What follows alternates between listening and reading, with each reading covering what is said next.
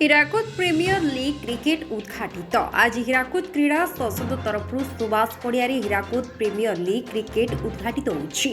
ଆଜି ସକାଳୁ ଏଥିରେ ଅଂଶଗ୍ରହଣ କରିଥିବା 6ଟି ଦଳର ଖେଳାଳିମାନଙ୍କ ଦ୍ୱାରା ସହରରେ ଏକ ଶୋଭାଯାତ୍ରା ଅନୁଷ୍ଠିତ ହୋଇଥିଲା। ପରେ ରଙ୍ଗାରଙ୍ଗ ଉତ୍ସବରେ ନାଚ ଗୀତ ସହ ଏହାକୁ ଆରମ୍ଭ କରାଯାଇଥିଲା। ଅତିଥିମାନେ କେକ୍ କାଟି ଟ୍ରଫି ଉନ୍ମୋଚନ କରିଥିଲେ। ଉଦ୍ଘାଟନୀ ଉତ୍ସବରେ ମୁଖ୍ୟ ଅତିଥି ଭାବେ ହିଣ୍ଡୋଲୋକ କର୍ପୋରେଟର ଏଫ୍ଏଆର୍ ମୁଖ୍ୟ ବ୍ରହ୍ମାନନ୍ଦ ପଣ୍ଡା, ଅନ୍ୟାନ୍ୟ ଅତିଥି ଭାବରେ ସିଆର୍ ବିଭାଗର ଆନନ୍ଦ ଚକ୍ରବର୍ତ୍ତୀ ଯୋଗଦାନ କରିଥିଲେ। ଆଜିର ମ୍ୟାଚ୍ କେଭିଏସ୍ ୱାରିଅର୍ସ ଓ ସୁଲତାନ ୱାରିଅର୍ସ ମଧ୍ୟରେ ଅନୁଷ୍ଠିତ ହୋଇଥିଲା। ସୁଲତାନ ଦଳ ଟସ୍ ଜିତି ବ୍ୟାଟିଂ କରିବା ପାଇଁ ନିଷ୍ପତ୍ତି ନେଇଥିଲେ।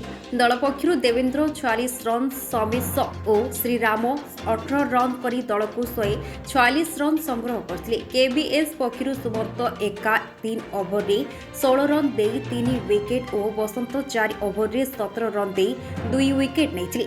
ଜବାବରେ କେଭିଏସ୍ ଦଳ ପକ୍ଷରୁ ନଗେନ୍ଦ୍ର 25 ଓ ବସନ୍ତ 21 ରନ୍ କରିଥିଲେ। ଅନ୍ୟ ଖେଳାଳିମାନେ ସ୍କୋର କରିପାରି ନଥିଲେ। ଏଣୁ ସମସ୍ତ ଦଳ 114 ରନ୍ରେ ସମସ୍ତ ୱିକେଟ୍ ହରାଇଥିଲେ। ସୁଲତାନ ଦଳର ଦେବେନ୍ଦ୍ରଙ୍କୁ ମ୍ୟାନ୍ ଅଫ୍ ଦି ମ୍ୟାଚ୍ ପୁରସ୍କାର ପ୍ରଦାନ କରାଯାଇଥିଲା। ଆଜିର ମ୍ୟାଚ୍କୁ ଏମ୍ପିଆର୍ ଭାବେ ହର୍ଷଦ ସାହୁ ଓ ବିକ୍ରମ ମ୍ୟାଚ୍ ରେଫେରୀ ଭାବେ ସୂର୍ଯ୍ୟକାନ୍ତ ସ୍କୋର ଦାୟିତ୍ୱରେ ଜଟାଧାରୀ ଛନ୍ଦା ଥିଲେ। ଏହି ଅବସରରେ କ୍ରୀଡ଼ା ସଂସଦ ସଭାପତି ଗଣେଶ ପଲାଇ, କାର୍ଯ୍ୟକାରୀ ସଭାପତି ସଚିକାନ୍ତ ମିଶ୍ର, ଉପସଭାପତି ସୁନୀଲ ସାହୁ, ସମ୍ପାଦକ ପ୍ରତାପ ତାଣ୍ଡି, କ୍ରିକେଟ୍ ସମ୍ପାଦକ ବିଘ୍ନେଶ୍ୱର ପାଣିଗ୍ରାହୀ, ଫୁଟବଲ ସମ୍ପାଦକ କ୍ଷୀରୋଦ ନାୟକ, ସୁରେନ୍ଦ୍ର ବିଶ୍ୱାଳ, ଜ୍ଞାନେନ୍ଦ୍ର ମିଶ୍ର, ସତନାମୀ ସିଂ, ବେନୁଆ ସାଲେମ, ମନିନ୍ଦର ସିଂ, ପ୍ରହଲ୍ଲାଦ ଦଳ ମାଲିକ, ଏମ୍ଡି ଆସିଫ, ରବିନାରାୟଣ ଅଗ୍ରୱାଲ, ଅମିତାଭ ପରିଡ଼ା, ଉମାଶଙ୍କର ଗୌଡ଼, କ୍ଷୀରୋଦ ବେହେରା, ବିକାଶ ଲୁହୁରା ଉପସ୍ଥିତ ଥିଲେ।